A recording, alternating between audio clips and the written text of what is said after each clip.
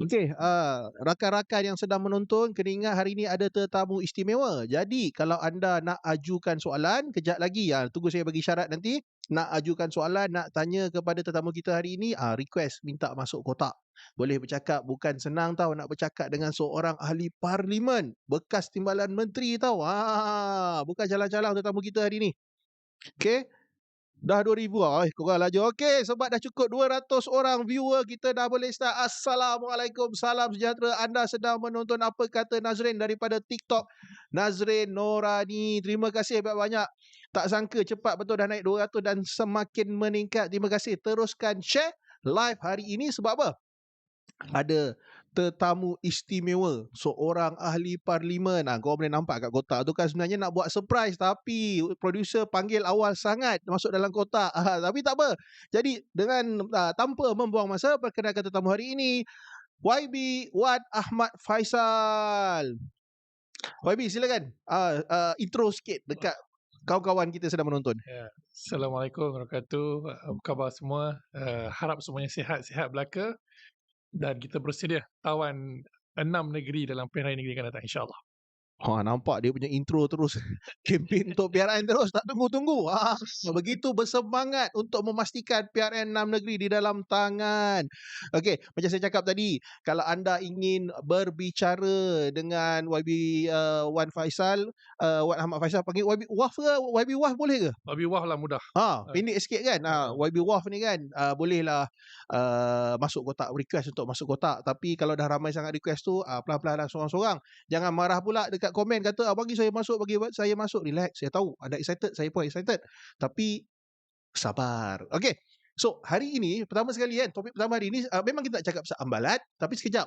Sebab baru-baru ini saya ada nampak beberapa video yang dimainkan oleh Pakatan Harapan dan juga UMNO. Dia orang share merata-rata tentang satu petikan klip daripada podcast KJ dan juga Syaril Hamdan yang dipanggil Keluar Sekejap, di mana YB telah pun dia kata something lah berkenaan menggunakan ayat-ayat Al-Quran untuk menarik perhatian pengundi semua kan, dan telah digunakan untuk orang kata memburuk-burukkan YB. Jadi kita nak bagi kesempatan kali ni kepada YB Waf untuk terangkan sikit sebenarnya apa yang berlaku dan apa sebenarnya maksud ayat tersebut. Silakan YB. Ya, terima kasih saudara Nazrin dan rakan-rakan yang menonton. Yalah, ini satu perkara yang menarik untuk dibincangkan. Cuma dalam podcast Keluar Sekejap tempoh hari, masa agak terhad untuk saya jelaskan secara tuntas. Walaupun sebenarnya klip yang tersebar tu 30 saat dan tidak mengambil konteks penuh apa yang saya ulaskan berkenaan pengalaman saya bertanding di bawah panji Parti Islam Se-Malaysia di Kelantan, walaupun saya adalah Ketua Pemuda Bersatu. Dan konteks yang sebenar ialah bagaimana sebenarnya dalam suasana di Kelantan, Terengganu, Kedah ataupun kawasan-kawasan Malay Heartland, wilayah politik Melayu di seluruh negara, politik dan agama itu tidak boleh dipisahkan. Kerana politik ataupun siasah adalah satu ibadah dalam agama Islam, dan perkara ini tidak difahami oleh penyokong-penyokong DAP, ya, dan juga segelintir daripada penyokong Pakatan Harapan. Tapi saya yakin mana-mana penyokong Pakatan Harapan dari kalangan umat Islam boleh menerima premis yang saya bawa ini. Bahawasanya dalam kita berhujah, berpidato, membuat pendirian politik, khususnya isu-isu Melayu dan Islam, dalil Al-Quran, hadis, ijma', qiyas dan semua sumber narasumber Islam itu tidak boleh dikesampingkan sama sekali, kerana setiap satu pendirian, hujah, keputusan ada hukum halal dan haramnya. Jadi konteks saya sebenarnya bila saya bercakap tu adalah bersandarkan dengan dipanggil asar. Asar ni kata-kata hikmah daripada para ulama, para sahabat. Ibn Sirin yang mengatakan laulal isnad laqala man syaa ma syaa.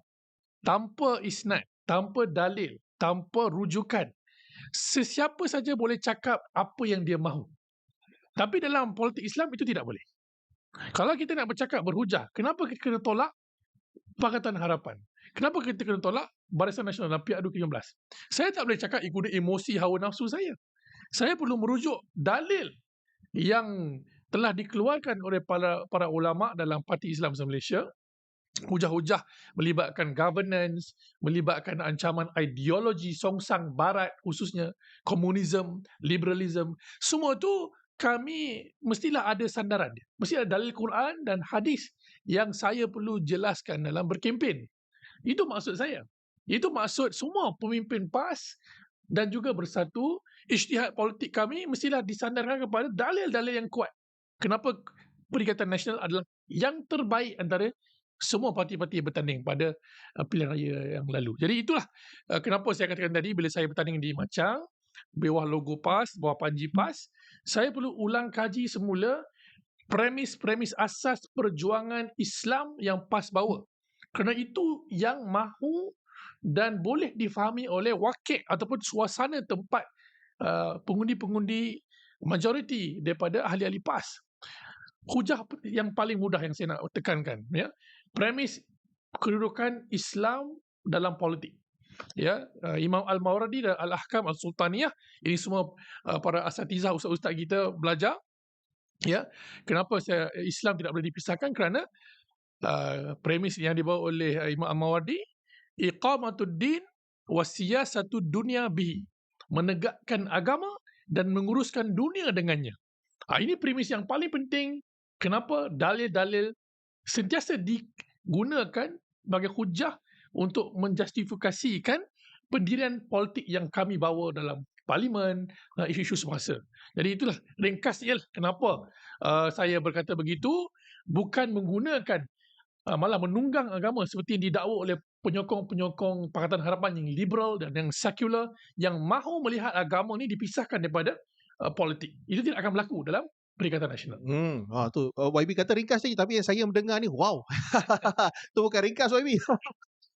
Okey, faham tak penonton dekat luar sana? Kawan-kawan yang sedang menonton ni, apa yang YB terangkan tadi. Jadi nanti kalau kau terperasan video-video tu dimainkan merata-rata, tolong sampaikan apa yang YB cakap tadi. Dia dah cakap bukannya nak menunggang, tapi itulah jati diri politik yang dibawa oleh Perikatan Nasional. Bukannya dah kita orang Melayu, orang Islam, kita berpegang pada jati diri pegangan seperti yang dicakap oleh YB lah.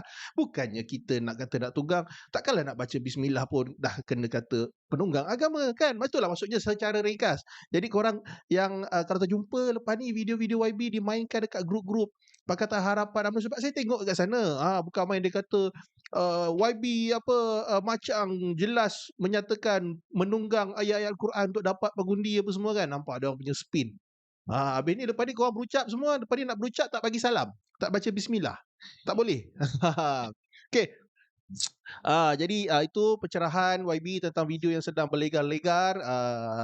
Kalau macam saya pesan tadi, pertama sekali tolong share kan live kita hari ini. YB ada dekat studio hari ini untuk menjawab persoalan-persoalan yang anda boleh lontarkan. Kalau anda ada apa-apa nak tanya, masuk dalam kotak, boleh tanya direct kat YB, ya. Jangan lupa share. Okey, YB, ni sekarang yang benda satu yang tengah panas tadi pun, YB ada call bercakap dengan YB Viral, bercakap pasal isu ambalat ni YB. Kat luar sana masih ada yang tak berapa faham apa sebenarnya yang sedang berlaku. Kenapa orang semua tengah marah sangat ni? YB, cuba terangkan sikit YB, apa dia punya maybe sedikit pasal kronologi, dia punya isu utama dia pasal ambalat ni. Orang sebut ambalat. Apa benda ni? Silakan YB. Baik. Apa yang ingin kita bincangkan pada petang ni adalah isu kepentingan negara dan masa depan ekonomi maritim kita. Dan ianya lebih daripada ambalat, kerana berdasarkan apa yang telah diputuskan, dimeterai oleh Yang Amat Berhormat Perdana Menteri kita, Dato' Seri Anwar Ibrahim, dengan Presiden Indonesia, Pak Jokowi, bahawasanya ada banyak kawasan-kawasan yang ada pertindihan antara Malaysia dan Indonesia di perbatasan laut atau maritim kita, antaranya yang paling utama di Selat Melaka dan juga di Laut Sulawesi. Ya, jadi dua perkara ini antara yang kami diterangkan dalam parlimen, sempadan atau perbatasan yang telah diselesaikan melalui treaty, perjanjian yang baru antara Malaysia Indonesia melibatkan sempadan maritim antara kita dua. Cuma yang dibangkitkan oleh Yang Amat Berhormat mantan Perdana Menteri iaitu Tan Sri Muhyiddin Yassin, Abah, dan juga pimpinan-pimpinan Perikatan Nasional lansiri ceramah dan di Parlimen, apa sebenarnya yang telah dipersetujui oleh kerajaan kita dengan Indonesia. Kerana berdasarkan capaian umum dalam media arus perdana, tidak banyak yang boleh kita cerap daripada kenyataan media bersama yang dibuat oleh Malaysia Indonesia dalam lawatan kunjungan hormat Presiden Indonesia ke Malaysia baru-baru ini. Dan umum diketahui, isu utama ialah Malaysia Indonesia ada dispute yang telah berlarutan berpuluh tahun berhubung sempadan maritim ini. Jadi ini yang kami nak tahu dan kami tanya kepada PMX dalam Parlimen, dan beliau dah jawab, tapi jawapan beliau itu bagi saya belum cukup, belum komprehensif. Malah yang menjadi timbul tanya oleh rakyat kebanyakan, laporan berita Indonesia mengatakan persetujuan yang dimeterai itu komprehensif. Tapi Yang Amat Berhormat Perdana Menteri dalam Parlimen cakap belum komprehensif. Masih ada lakune yang boleh kita bincangkan. Jadi mana satu yang betul? Ya, kenapa perkara ini tidak diterangkan secara adil dan butiran yang lebih jelas? Contohnya, kami tak tahu, ada ahli parlimen ya, tak dapat pun treaty yang telah ditandatangani itu. Kenapa tak zahirkan atas meja kami di Dewan Rakyat? Kami tak tahu peta terbaru yang dipersetujui antara Malaysia dan Indonesia ini. Kami tak tahu. Jadi di pihak kami, kami pun tidak boleh membangkang tanpa melihat bukti. Sebab itu tadi dalam Dewan Rakyat, saya dah bawa usul tergempar minggu lalu lagi sebenarnya untuk dibahaskan secara detail. PMQT sekejap saja. 10 minit je. Tak lama. Macam mana isu yang besar ni nak dipadatkan dalam 10 minit? Tak cukup tu, tak cukup. Cukup ya. Jadi sebab tu perlu ada satu sidang khas membicarakan tentang ini, melibatkan kepentingan negara. Sebab apa? Ramai pihak bila dengar jawapan PMX dalam Parlimen baru-baru ini bertanya kepada kami, pembangkang, boleh tak YB tanyakan dalam Dewan Rakyat peta macam mana yang dah disetujui ni? Apa butiran dia?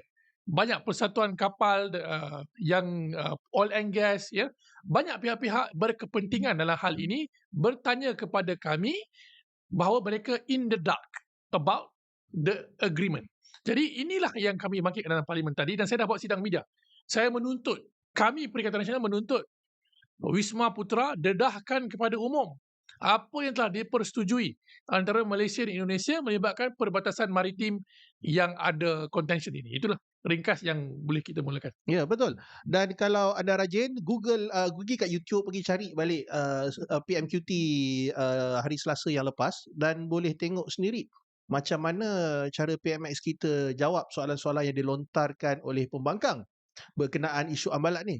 Sebab bagi saya bukanlah seorang ahli parlimen, ahli politik ke apa. Jadi tapi saya adalah seorang yang daily basis berurusan dengan manusia. Kita sedikit sebanyak boleh mengesan sama ada seseorang ni ada tengah deflecting ke. Kita tahulah, kita kenal lah kan.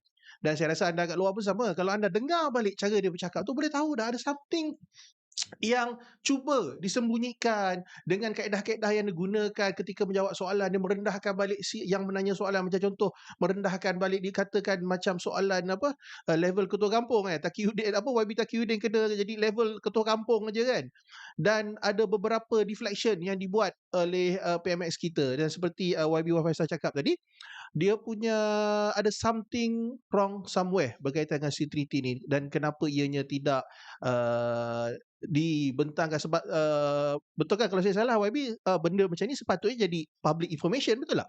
Betul. Ya, sebabnya ia melibatkan banyak pihak yang berkepentingan. Macam saya kata tadilah, sektor ekonomi maritim. Mungkin ada di kalangan rakyat Malaysia usahawan perkapalan yang terlibat dalam gali minyak dan gas, ya, nelayan kita, yang menjaga security laut kita, pelancongan dan sebagainya. Jadi perkara ini perlu dijelaskan kepada umum. Sebab itu mereka bertanya kepada kami selaku pembangkang, tolong minta pembangkang desak kerajaan zahirkan dokumen tersebut dan peta terbaru tersebut untuk kami sama-sama bincang dan berlaku adil dalam menilai sama ada kerajaan benar-benar buat keputusan yang tepat atau tidak. Kami tak nak, we don't want to jump the gun lagi. We just want to see the facts that being agreed. Ya, bukannya pembangkang tiba-tiba kata nak attack kan, tak ada. Nak tengok dulu je kan. Nak tahu, Betul. tolong jadi transparent. Just tunjuk je. Kita nak tahu itu adalah hak kita sebagai rakyat Malaysia dan juga hak YB sebagai seorang ahli parlimen sebab ia melibatkan kepentingan negara.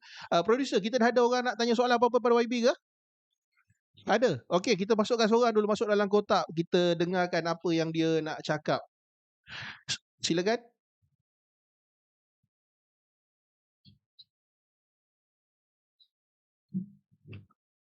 Ni Hisham. Silakan Hisham. Assalamualaikum. Assalamualaikum YB. Waalaikumsalam. Teruskan. YB sedang mendengar ni. Saya nak tanya tentang kedaulatan negara lah yang melibatkan ambalat ni kan. Adakah sekiranya lah PMX tu menandatangani perjanjian tu dan dia memberilah ambalat tu kepada pihak Indonesia, adakah dia melanggar kedaulatan negara?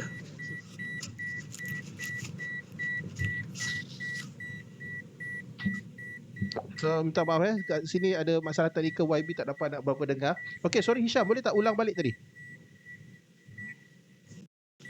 Okey, berkenaan dengan perjanjian di antara Malaysia dengan Indonesia, adakah sekiranya berlakunya penyerahan Pulau Sulawesi itu kepada Indonesia, PMX telah melanggar kedaulatan negara?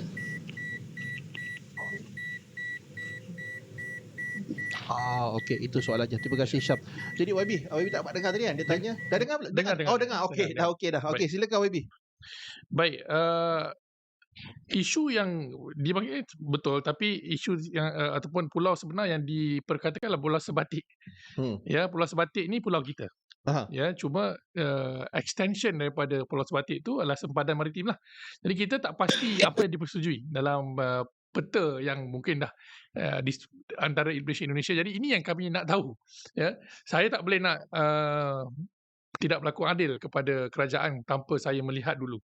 Tapi ianya satu kerisauan dan kebimbangan kerana kalau kita tidak tepat dalam membuat keputusan memberikan 1 inci pun wilayah kita kepada Indonesia, ianya boleh merugikan sumber ekonomi kita, khususnya melibatkan hasil minyak dan gas yang ada di kawasan tersebut. Jadi saya tak boleh komen lanjut tentang itu, cuma saya nak tahu juga itu soalan yang semua orang nak tahu sebenarnya, apa yang dah disetujui melibatkan sempadan kita di bawah Pulau Sebatik itu.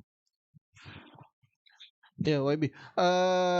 Okey, tadi ada pemanggil seterusnya tapi sekejap Jadi kalau anda ada sebarang soalan kepada YB, boleh tanya, tak ada masalah. Tapi kalau setakat masuk nak memaki, nak panggil nama yang bukan-bukan, tak payahlah. Kita dalam live ni kita beradab sikitlah kan.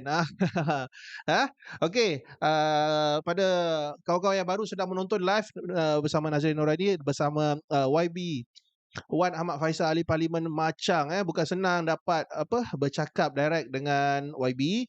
Jadi ambil kesempatan ni, kalau anda ada apa-apa soalan masuk kotak, mohon multi guest kalau tak apa masuk kotak ni, maksudnya multi guest, mohon untuk bercakap dengan YB, tanyakan apa-apa soalan berkaitan. Dan sekarang ni kita tengah bercakap tentang isu ambalat di mana ada banyak perkara yang tidak berapa seronok untuk yang ada yang tak berapa kena dengan benda ni. Banyak benda disembunyikan semua kan. Dan kita sedang bercakap dia punya risiko kesan kepada negara. Okey, so ada lagi tak? Producer, ada orang nak tanya lagi tak? Okey, masukkan dalam kotak. Silakan.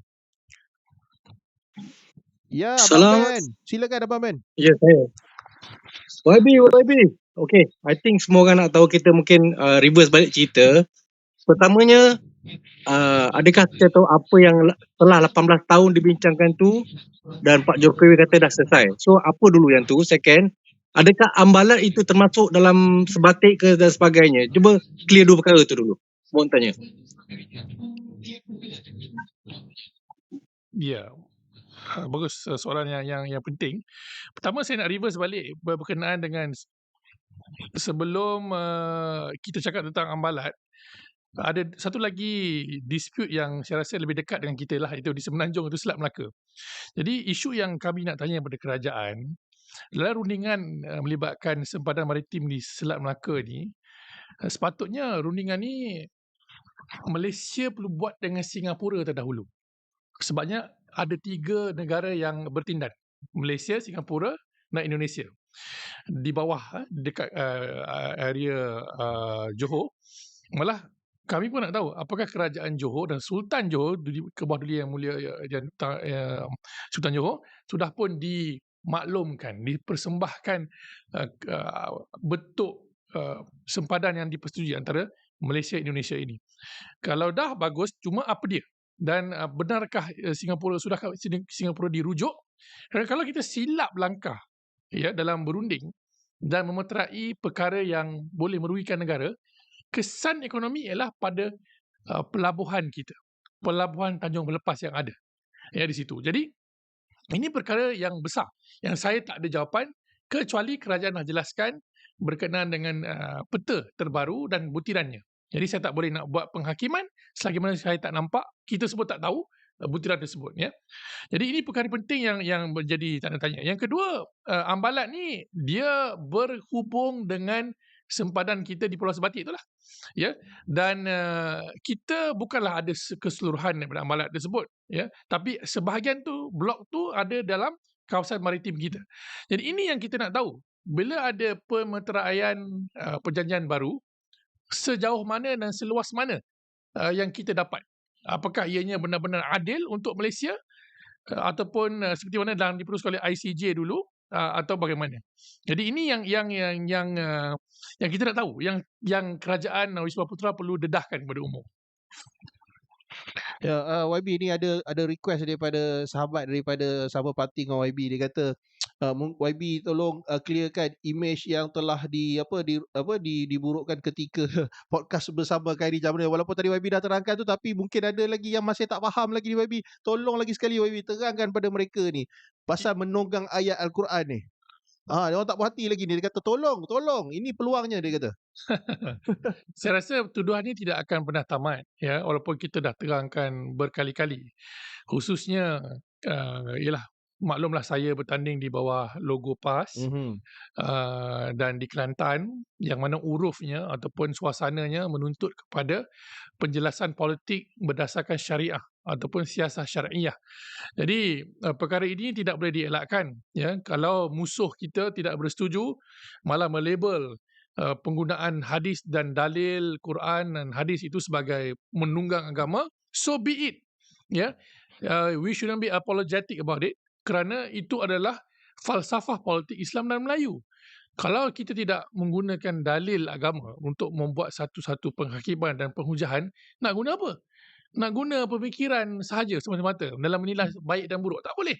Bagi umat Islam, bagi umat Melayu, adat bersendi syarak, syarak bersendi kitabullah. Cantik. Dah lama tak dengar tu. Tak dengar benda ni. Sebab itulah orang politik Melayu ni rosak bila dia mengabaikan Al-Quran dan Sunnah dalam kehidupan, dalam berpolitik.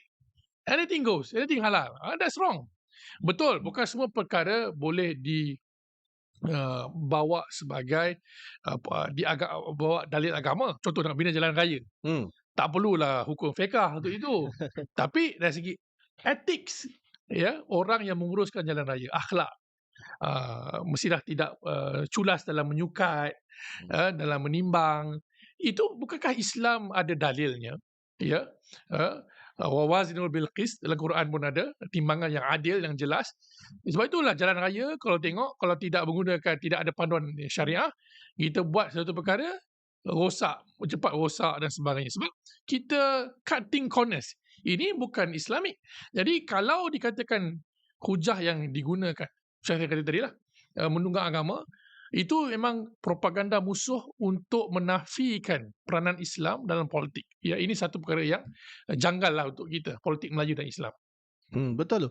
Apa kita nak takut sangat dengan bila itu prinsip yang kita pegang? Apa nak takut? Kalau betul kita nak bawa politik yang berasaskan agama, seperti budaya, seperti yang YB cakap tadi, takut just stick to ni lah. Nak takut apa? Biarlah orang nak cakap apa pun. Dah itu kita punya pegangan. kita tak boleh nak buat semua orang suka pada kita, tapi kita boleh buat apa yang kita suka lah kan. Itu kita punya hak, jangan risau. Tu. So, kawan-kawan YB daripada sama parti tu yang risau kan benda tu, tak payah risau. YB tahu nak handle macam mana YB lah. Ya. Okey. YB, ni kita dah orang kata tak lama berapa hari je lagi ni nak bubar dah Dun 6 negeri ni kan. Jadi dari segi persediaan lah kan. Macam mana ni? Sebab YB sendiri adalah ketua Armada Bersatu, betul? Betul. Daripada segi kita cerita, tak nak cerita di sudut yang besar lah, kita sudut Armada tu sendiri YB. Persediaan menghadapi 6 PRN ni.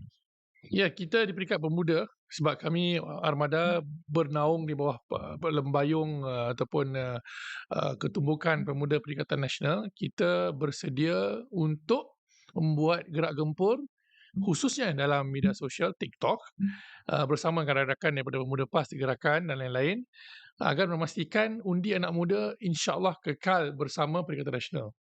Kami nampak arus itu masih ada, gelombang itu masih ada untuk memberi sokongan kepada Perikatan Nasional. Cuma memandangkan kami adalah pembangkang, sudah tentulah pihak kerajaan ada advantage yang lebih besar dari segi sumber dan dana untuk mereka gerakkan dalam menyantuni pengundi muda. Mereka ada Kementerian Belia Sukan, mereka ada JCOM, Ikon Madani. Tengok sajalah program-program yang PMX turun ke universiti-universiti. Ya, kami tak diberi akses yang sama ya ke sekolah dan sebagainya. Jadi ini melemahkan sedikit sebanyak, tapi ia juga memberi kelebihan kerana rakyat tahu, rakyat nampak siapa yang adil dalam memberi akses dan peluang dalam berkempen, dalam membantu rakyat menerangkan isu-isu semasa. Pada masa yang sama, Armada dan juga Pemuda PN mengambil berat rasa resah anak muda yang dihimpit akibat kejahatan ringgit, yang dihimpit akibat pengurangan subsidi elektrik dan sebagainya. Ini semua isu-isu ruji, basic isu yang anak muda pun terkesan, rakyat Malaysia pun terkesan. Dan kami menjuarai insya-Allah dalam parlimen, dalam kempen-kempen untuk menerangkan kepada rakyat bahawasanya dasar-dasar yang dibuat oleh kerajaan pada hari ini tidaklah madani sebenarnya. Ya, malah merugikan rakyat dan negara akibat dasar yang flip-flop, dasar yang tidak mesra rakyat, khususnya contohnya pengeluaran KWSP bersasar. Ya, ini masih lagi tidak ditunaikan oleh kerajaan. Ya, jadi ini perkara-perkara yang saya nampak Armada dan Pemuda PN akan terus mendesak dalam kempen-kempen kami. Ya, YB tadi YB ada sebut pasal macam mana kerajaan sekarang menggunakan jentera-jentera kerajaan untuk melaksanakan ataupun menjalankan kempen politik. Sedangkan satu masa dulu kalau YB ingat Anwar Ibrahim dan juga rakan-rakan adalah antara orang yang paling lantang yang mengkritik penggunaan jentera kerajaan untuk tujuan ceramah ke politik, kempen PRU atau PRN atau PRK, macam-macam dulu dia kata. Saya ingat lagi ada satu NGO ke apa benda yang menganugerahkan Tan Sri Noh Omar anugerah yang dipanggil sebagai something lah untuk merendahkan Tan Sri Noh Omar ketika itu kerana membuat majlis ketika tempoh berkempen di mana dia kata guna dana kerajaan lah something lah, kira nak diskredit Tan Sri Noh Omar. Dan sekarang mereka buat perkara yang sama. Benda-benda hipokrit ni macam dah sebati dengan Anwar Ibrahim ke macam mana ni YB? Saya setujulah. Istilah hipokrit ni adalah istilah atau sifat yang boleh dinisbahkan kepada kerajaan yang ada pada hari ini. Ya, mereka lah juara hipokrasi sebenarnya. Sebabnya apa saja yang mereka perjuangkan dahulu dah dibakul sampahkan ketika ini waktu mereka menjadi kerajaan. Mereka buat town hall madani. Mereka kerahkan universiti untuk bawa pelajar, ya, hadir ke majlis mereka di kampus, ya. Banyak surat-surat tersebar daripada UUM dan sebagainya melibatkan hal ini. Jadi ini perkara yang tidak molek dan cantik menggunakan jentera kerajaan untuk hal ini. Tapi tak apa, biarlah rakyat menilai. Kita tidak ada the powers dekat mereka. Cuma yang kami nampak di sini ialah anak muda tidak bodoh. Ya, mereka akan menilai semua kempen-kempen yang dibuat oleh Anwar terdahulu, Rafizi terdahulu, yang pada ketika ini nampaknya tak ada satu pun mereka tunaikan. Berjanji berdegar-degar tapi buat tidak. Dan yang paling janggal lah bagi saya ya, bila PMX cakap tentang integriti, amanah, rasuah dan sebagainya kepada anak muda di kampus, anak muda hanya bagi saya dia akan senyum sinis kepada beliau kerana orang nombor 2 beliau adalah orang yang paling korup dalam kerajaan pada hari ini. Ya, depan 47 pertuduhan, tapi buat tak ada apa-apa. Jadi tolonglah yang Muhammad Perdana Menteri berlaku adil kepada rakyat ya, yang berharapan besar agar isu-isu utama melibatkan korupsi, pecah amanah, salah guna kuasa, rasuah tidak diberi keadilan yang sewajarnya. Macam isu LCS. Macam mana syarikat yang bermasalah, boosted, heavy industries, diberi peluang sekali lagi untuk meneruskan projek dengan penambahan kos RM2 bilion dengan mengurangkan satu lagi kapal. Ini tidak masuk akal. Tapi syarikat DNB, Digital Nasional Berhad, yang berjaya buat roll out 5G dengan baik, memberi pulangan kepada negara, kerajaan, hendak diberi saingan terbaru pula. Ya? Seolah merendah-rendahkan syarikat yang berjaya membantu kerajaan dan memberi pula nikmat dan laba kepada syarikat yang merugikan rakyat dan negara. Jadi ini double standard yang luar biasa, luar tabi'i bagi saya. Ya? Jadi inilah rakyat akan menilai kesungguhan dan keikhlasan kerajaan yang ada pada ini untuk menyelesaikan masalah yang mereka sendiri lawan. Dulu mereka lah yang kata nak sumbat Zahid dalam penjara. Mana suara-suara DAP dalam hal ni? Bila Syed Saddiq Muar bangkit ke parlimen, ya, mereka AMK jadi penjilat utama Zahid Hamidi. Ya Allah, malu. Betul. Dan salah seorang dia punya influencer lah kononnya dalam PKR kan, Iswandi Moni. Saya tengok bukan main dia hentam Syed Saddiq. Lepas tu siap kata sebab finding parlimen PAC menyatakan yang perlunya kapal-kapal ini, kita kena ada juga kapal ni, so tak apalah kita buat juga. So adakah semua salah laku skandal yang berkaitan LCS ni kena letak tepi ke macam mana tu? Hanya semata-mata sebab kita perlukan kapal-kapal tersebut. Betul, kita tak nafikan kapal kita memang kita perlukan. Betul. Ya, itu keperluan dan memang keputusan PAC, saya setuju dengan itu. Cuma takkan tak ada orang yang dikenakan tindakan atas kecuaian dari segi pengurusan projek yang besar ini. Ya, kalau rakyat biasa buat salah dengan kerugian RM1,000 atau RM100,000 boleh diambil tindakan, tapi di peringkat kerajaan RM2 bilion hangus, boleh pula tak ada sebarang tindakan yang jelas, walaupun kepimpinan mereka yang ada pada hari ini dalam kerajaan, Anthony Loke, Han Ayok dan ramai lagi, Fahmi Fadzil, jelas dalam kempen mereka yang lalu mengenal pasti punca kerosakan projek LCS ini adalah Presiden UMNO ketika ini, iaitu Datuk Seri Ahmad Zahid Hamidi. Jadi kenapa mereka sudah tidak lagi bersuara, sudah tidak lagi membawa keadilan kepada tentera, LTAT, rakyat Malaysia berhubung hal ini melibatkan Datuk Seri Ahmad Zahid Hamidi? Kenapa? Itu kami nak tahu. Kenapa? Okey, producer, ada lagi tak siapa-siapa nak tanya soalan ni? Ini bukan senang berpeluang untuk berbicara directly dengan seorang ahli parlimen, ada? Okey, silakan masuk kotak. Ni Puan MVP. MVP, Most Valuable Player. Ya Puan, silakan. Assalamualaikum YB, Assalamualaikum Abang Nazrin. Okey, terima kasih. Saya ada soalan ni mengenai kerajaan flip-flop hari ini. Seperti yang kita bandingkan dengan kerajaan TSMY, tiada perkara sebegini yang berlaku. Di kala pandemik, kita kena buat keputusan yang disesif. 1 Mac, TSMY mengangkat sumpah. 27, dah ada pelan ekonomi yang sangat-sangat komprehensif, yang sangat-sangat strong, solid. Dan kita tengok hari ni kerajaan sekarang cuba menyalahkan kerajaan yang lepas atas setiap isu flip-flop yang mereka buat. Kononnya ini adalah keputusan kerajaan lepas. Jadi saya nak YB jawab, tomahan-tomahan ini yang cuba nak menuding jari balik ke belakang tanpa mengambil responsibility ke atas keputusan yang di-announce oleh menteri mereka sendiri. Mereka cuba memperbodohkan rakyat dengan alasan-alasan yang macam ini. Itu yang pertama. Dan kedua, saya nak YB komen mengenai Islamofobia. Apabila perkara ini cuba dikaitkan dengan pimpinan PAS dan untuk mematahkanlah semangat maksudnya cuba untuk memfitnah pimpinan PAS, PN, kita di bawah payung sama dengan elemen-elemen Islamofobia ini. Macam mana kita nak tentang perkara ini? Okay, terima kasih YB.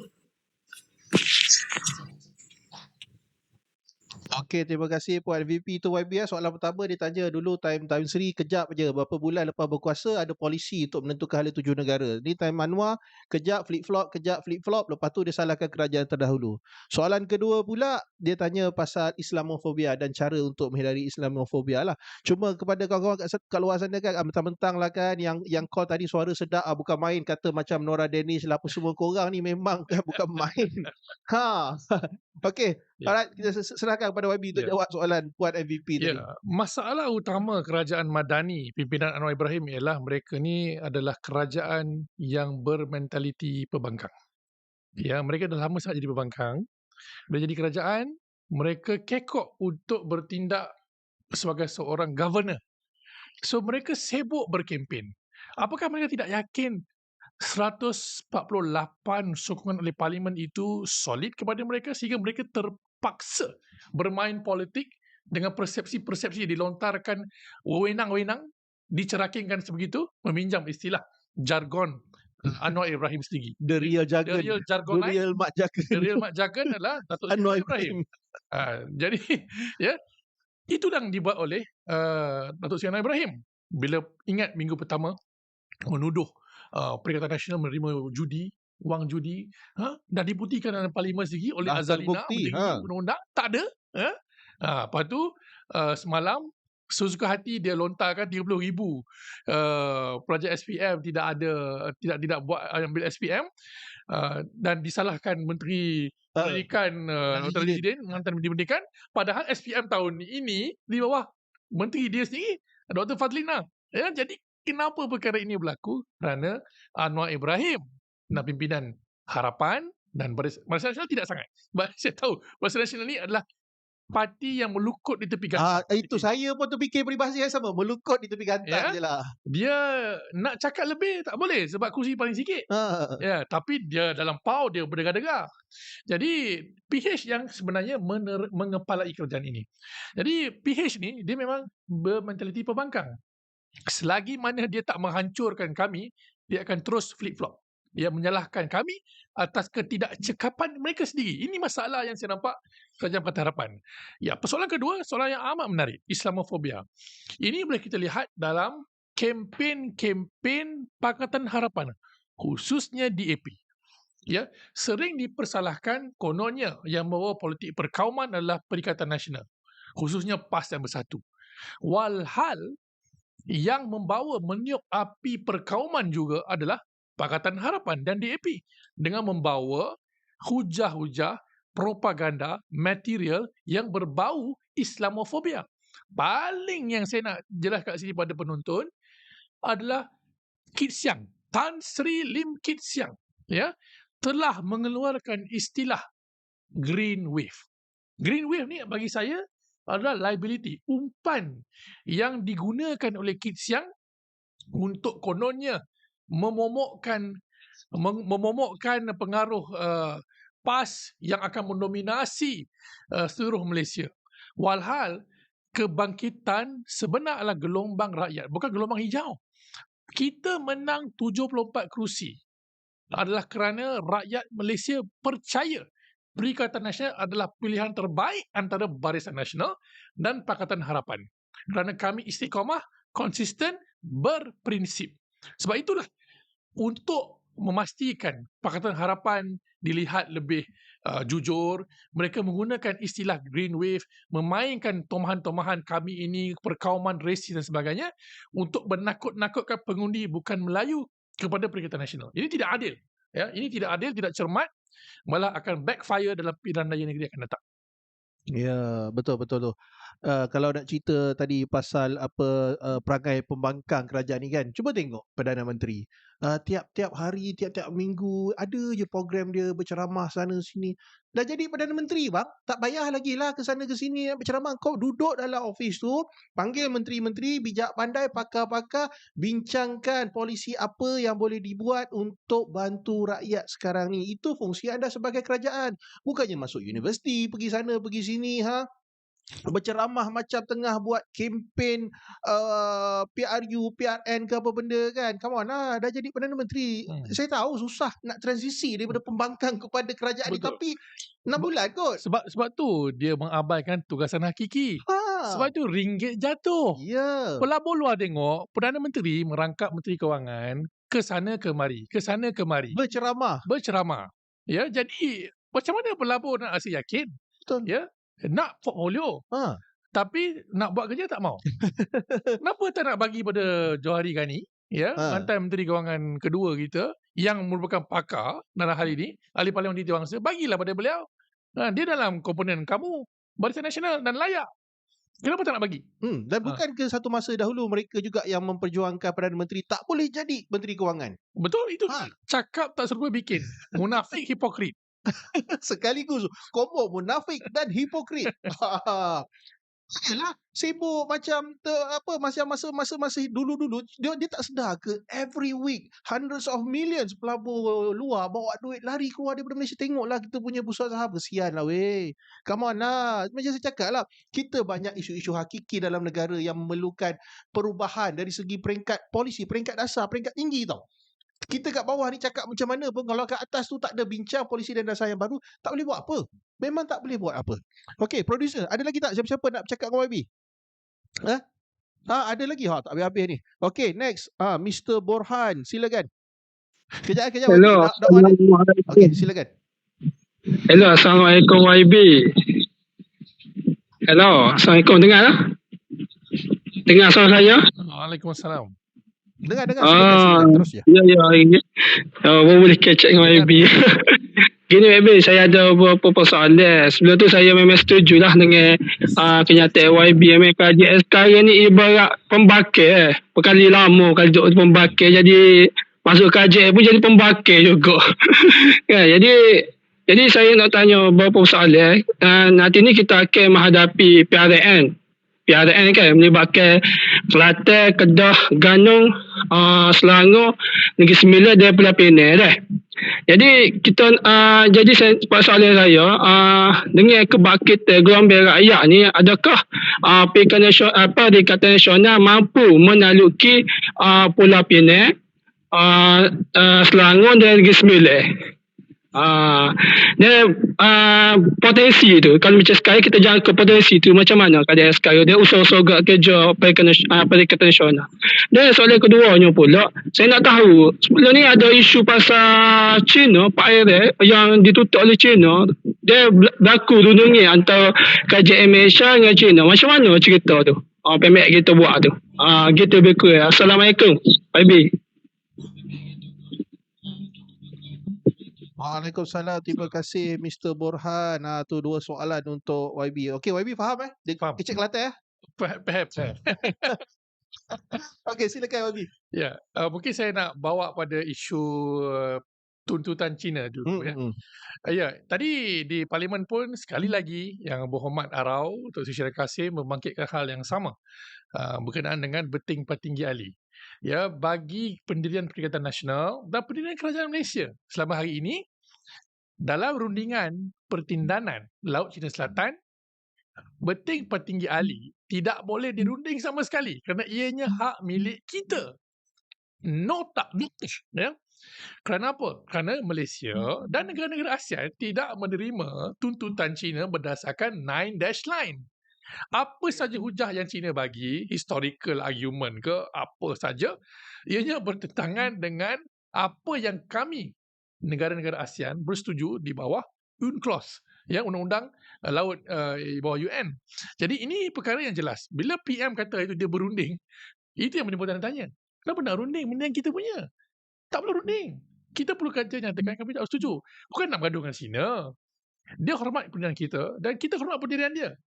Dan kita ada ASEAN. Kita bukan berseorangan.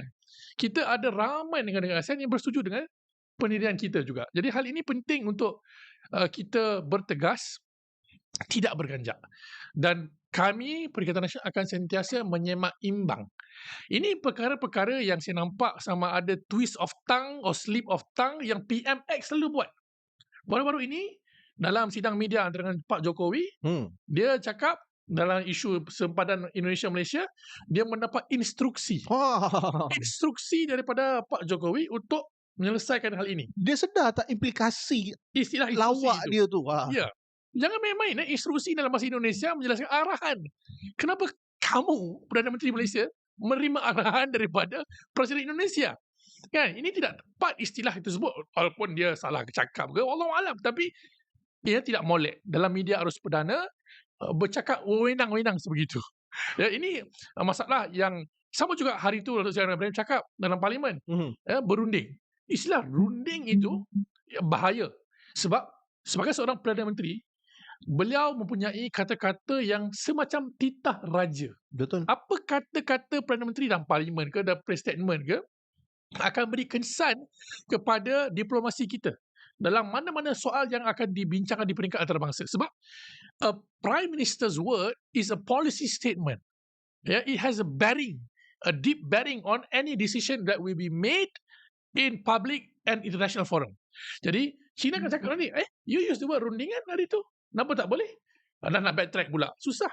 Sebab itu orang kata Abah Perdana Menteri PDF. Saya tak rasa itu benda yang hina. Ya, betul, ada masa kita boleh berdepan, Abah boleh je cakap secara off the cuff, ya. Tapi sebagai seorang Perdana Menteri, dia tahu responsibility jawatan tu besar, silap cakap, silap tulis, bahana kepada negara. Sebab itulah Perdana Menteri tak semuanya boleh cakap sesuka hati, mengikut hawa nafsu, selera, ikut masa dan. Ya. Jadi ini penting, isu penting kali ini non-negotiable. It is our territory, full stop. No rundingan. Ya. Okey, isu kedua berkenaan dengan PRN. Boleh ke PN tawan 6 negeri? Boleh. Dia tanya yang ada spesifikasi tu Selangor Negeri Sembilan tu. 3 tu dia tu, Penang, Selangor Negeri Sembilan tu. Boleh. Boleh. Syaratnya saya betul terang kat sini dari segi peratusan demografi pengundi PN, pengundi-pengundi Melayu Bumiputera kena keluar 90%. Kita boleh tawan Penang kalau pengundi Melayu keluar 90%.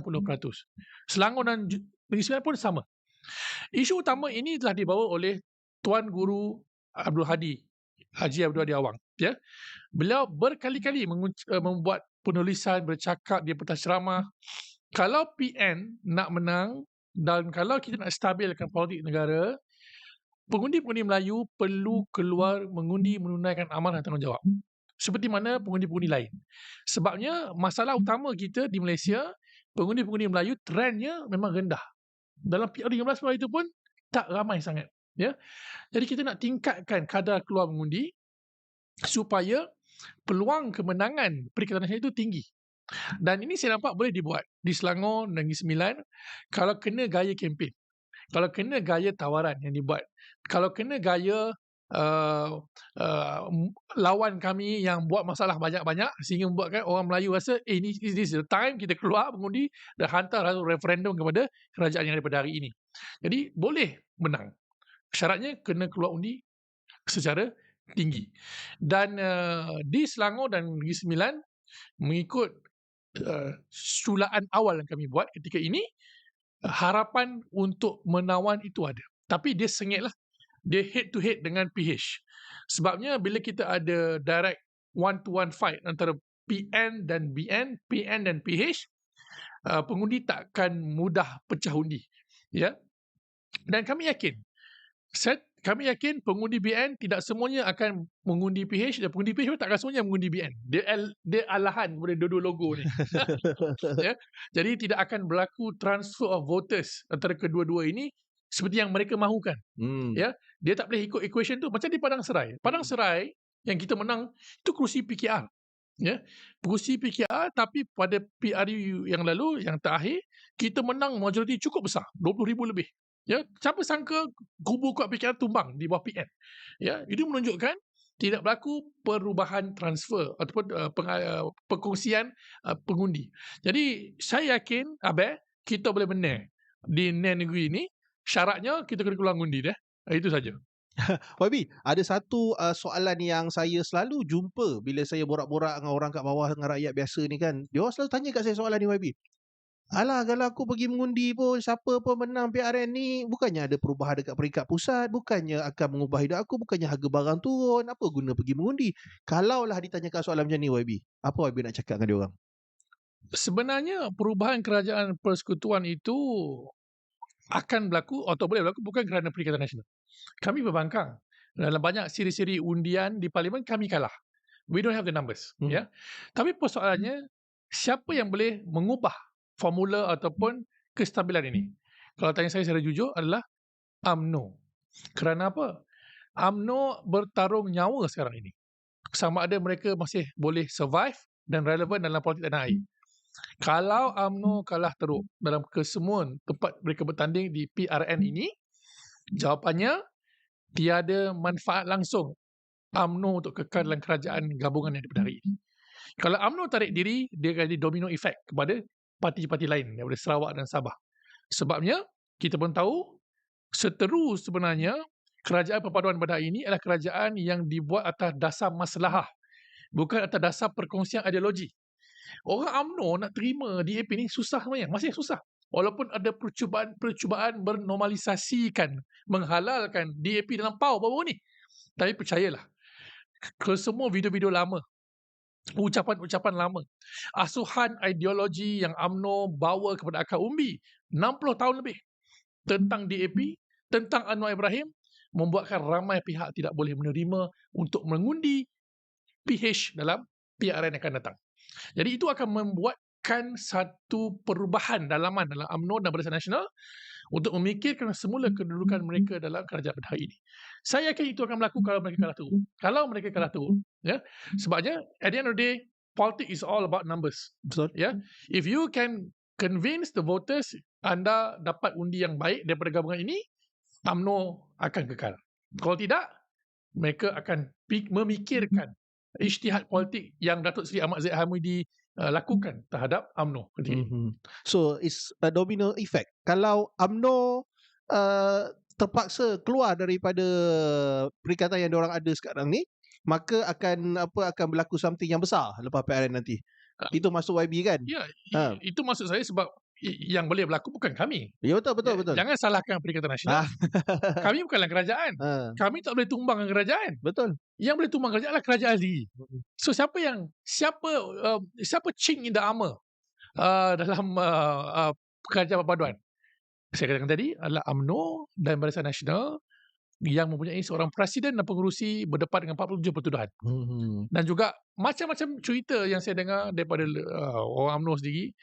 Contohnya, mereka tidak berasa selesa dengan janji yang dibuat oleh Presiden UMNO tidak tertunai. Itu pengampunan Datuk Seri Najib Razak masih tidak berlaku. Dan bagi saya, kalau tanya saya peribadi, tidak akan berlaku di bawah Anwar Ibrahim. Kerana apa?